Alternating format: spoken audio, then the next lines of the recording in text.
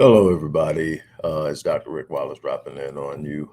First of all, I want to apologize for the ambient noise and the quality of the video I did on yesterday while I was in Starbucks.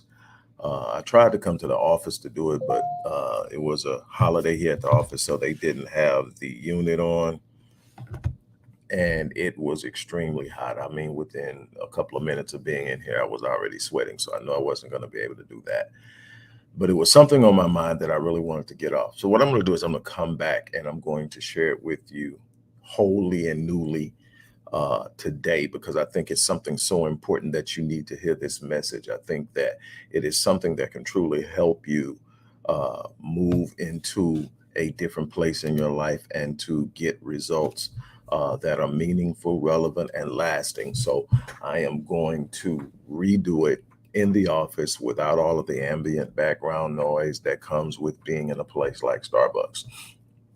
And once again, I apologize. The title of this video is Your Thoughts Either Feeding Your Faith or Your Fear. You have to learn to master your thoughts. Before I get started on this, I want to point out the fact that I am offering something I think is extremely special. I try to do something every video to offer something that's not normal, that is definitely packed with value, that people who are serious about making change will see the value in. And I've been doing a lot of play with my flagship packages from bronze to platinum. But what I'm going to do today is for anybody who wants to work with me in multiple sessions, but may not be able to afford the bronze through the platinum, I am going to gift you 4 additional packages if you purchase my rapid change breakthrough session. It's a one session cost of $350. But if you do it today, I am going to give you an additional 4 sessions. So that's a total of 5 sessions for the price of one. And you get to work with yours truly. We are going to do a DISC assessment. We're going to do a personality assessment. We're going to do goal assessment. And we're going to evaluate where you are compared to where you're going. We're going to develop a plan to get there. And we're going to deal with some of the inhibiting factors mentally, emotionally, and psychologically that have been stopping you from making the moves that you need to make. That's what rapid change breakthrough sessions do. But this time you're going to get 5 instead of 1. That's the offer to you. The link is in the description box. Go ahead and make that move. The offer is only for today. I made it yesterday, but that video is so horrible, people probably tuned in and immediately tuned out on it. So I'm making it again today. It's for today only. It's the end of the month. So go ahead, take advantage of that. So let's talk about it. In my 21st book, I Am,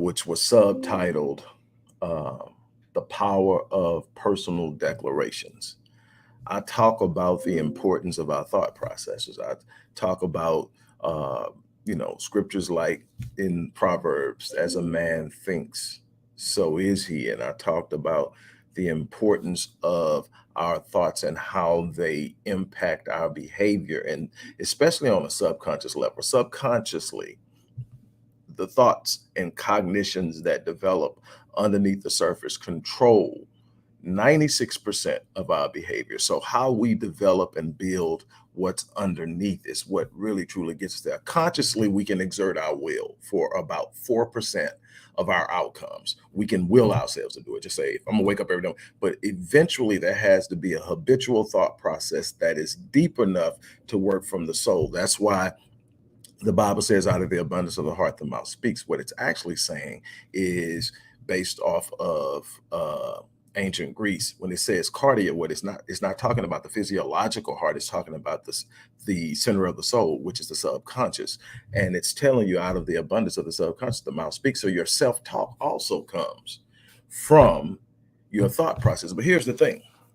When you don't know how to manage your thoughts can take a path that cascade into everything from fear, anxiety, to depression, and even suicidal ideation. And it's all because of the inability to feed your mind what it needs in order to produce the thoughts that are conducive to you having what you're having. See, your thoughts are going to either feed your faith or your fear. Your thoughts are either going to align with what you say you believe or what you fear. And it's going to be based off of a habit of how you look at things. If you have a tendency to see the worst in things, then your thoughts are going to tend to take you to dark places. Your thoughts are going to tend to disrupt any idea or notion of doing something remarkable or exceptional. Your thoughts will begin to consult your past to get permission to change your future. And tell me how that works. That's not going to work, because if you're looking for a different future, the one thing you can't do is consult your past, because your past would have given you the future you're looking for if it had already happened. So the fact that you are looking for a new future says your past hasn't given you what you wanted at some level. So you can't consult your past to get permission to change your future. What you have to do is actually consult your imagination, consult what you believe about your life, consult. And if you're not believing the good things, then you've got to develop a new thought process. You got to develop a new idea. You got to create a pattern of positive thought that is looking for the solution instead of focusing on the problem. That's the difference between people who get on and people who get off in this world, is that some people are focused on the problem. Whatever you focus on, you feel. Whatever you focus on, you feel. So if I'm focused on the problem begins to become larger and larger. It becomes more emphatic, more impactful, and eventually it becomes so large that I cannot see how I'm going to overcome it, and I start to succumb to it. I start to acquiesce to the notion of it, and then eventually I surrender to it, and then I move from momentary pain to long-term suffering because of my thought processes. You're going to have to understand that in order for you to have something greater, you got to change your approach to how you think about life. You got to shift paradigms, the lens through which you view life. You got to change your self-image, how you view yourself in the world, and how you see yourself operating in the world, how the world impacts you, how you feel you impact the world. That has to change. But it begins in the thoughts. You've heard it over and over again. Change your thinking, change your life. But here's the problem. Most people don't know where to start. And that's why I get a kick out of taking people down a path of intellectual, mental, emotional, and spiritual evolution. It is simply an organic process. God designed the brain for evolution in thought. God designed. There used to be a time that the belief was by the time you reach 5 years old to 7 years old, you were hardwired in your personality. And the truth of the matter is you're not. You're not hardwired in your personality. That's this thing called neuroplasticity. Neuroplasticity tells me that I can introduce a new idea, a new thought, and I create a new neurosynaptic connection that the more I visit it, the more I think about it, the stronger it gets. And if it's opposing an existing idea or belief, the more I visit it, the stronger it gets and the weaker the other synaptic connection gets. And then it will categorize itself automatically to everything associated with it. So if it's a belief about money, I come up with a new belief about money. It associates with everything that has to do with finance. Just automatically, the brain does it. All I have to do is introduce a new thought and then feed that thought by visiting it or introducing new thoughts that align with it, and unbelievable things happen. So in that sense, that's what I want you to focus on.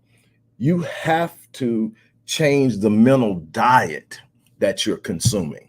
You have to change what you're constantly feeding your mind if you want to change your thinking, if you want to change your subconscious interactions, your cognitions. You have to be aware. That's why the Bible says that the weapons of our warfare are not carnal, but mighty in God for the pulling down of strongholds, casting down arguments and every high thing that exalts itself against the knowledge of God, bringing every what?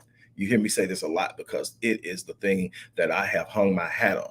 Bringing every what? Thought into captivity. Bringing what? Every thought into captivity. Bringing what? Every thought into captivity. You've got to capture any thought that's moving against what you're speaking for your life, what you're believing for your life. You got to push it aside and replace it with an opposing thought that lines up with what you're saying you're going to do with your life. You've got to consistently do this daily. You got to do it until it becomes a habit, until it's automatic. The moment a negative thought pops, you say, oh, no, we're not doing that. And you come up and say, this is what we're believing today. This is what we're speaking today. This is what we're standing on today. And then you move into it. Man, I'm telling you, I would love to help as many people. It's a process. It's what I do with my clients. If you're coming in, your thoughts off, we can't get anywhere until we get your thinking right. You know, I have thoughts, people that come in that their thinking's on, they just still want to go to another level and they come in. But I have a lot of people who come in. And the first place we've got to start is realigning your thinking. Well, whatever you do, you got to change it. Whether you're going to do it yourself, whether you're going to work with someone else, or you're going to work with me. I think that this offer that I'm making today is a great opportunity to do that. Look, go in the description box, purchase one rapid change breakthrough session and get a total of 5. That's only for today. We're closing out the month strong. I'm looking forward to seeing you. I want to work with you. Let's make it happen. On that note, I'm out of here. You guys have an unbelievable day.